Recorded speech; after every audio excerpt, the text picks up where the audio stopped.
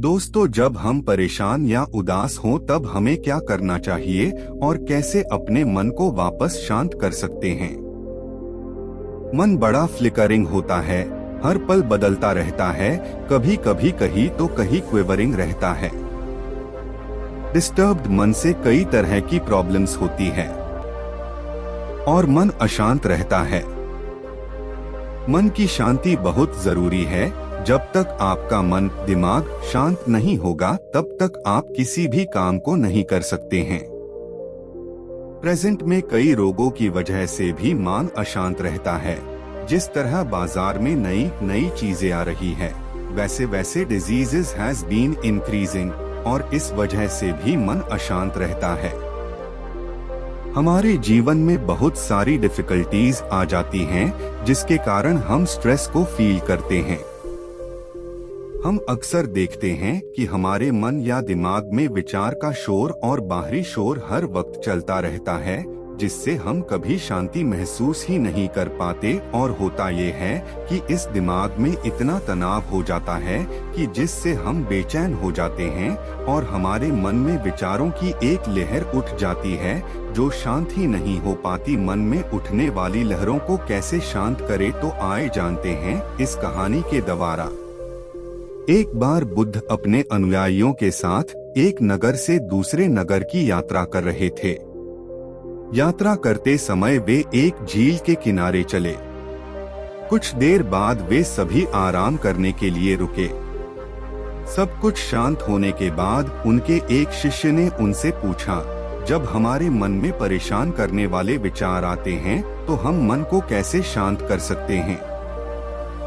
बुद्ध पेड़ के नीचे बैठे थे और उनसे बोले, मुझे प्यास लग रही है, क्या आप मेरे लिए उस झील से कुछ पानी ला सकते हैं। शिष्य झील की ओर वापस चला गया और उसने देखा कि कुछ लोग कपड़े धो रहे थे, इसलिए साफ पानी लेने के लिए कुछ दूर चला और पानी इकट्ठा करने के लिए वहीं बैठ गया। लेकिन जैसे ही वह पानी लेने जा रहा था तभी एक बैलगाड़ी गुजरी और पानी गंदा हो गया। शिष्य ने इंतजार किया, लेकिन वहां कुछ न कुछ चीजें चल रही थीं और पानी अभी भी गंदा था। इसलिए उसने मन ही मन सोचा कि वह इतना गंदा पानी नहीं दे सकता क्योंकि यह पीने लायक नहीं है। इसलिए उसने बिना पानी के वापस जाने का फैसला किया। शिष्य खाली हाथ वापस आया और बुद्ध को इसके बारे में बताया। 1 घंटे के बाद बुद्ध ने उसे झील पर वापस जाने और थोड़ा पानी लाने के लिए कहा।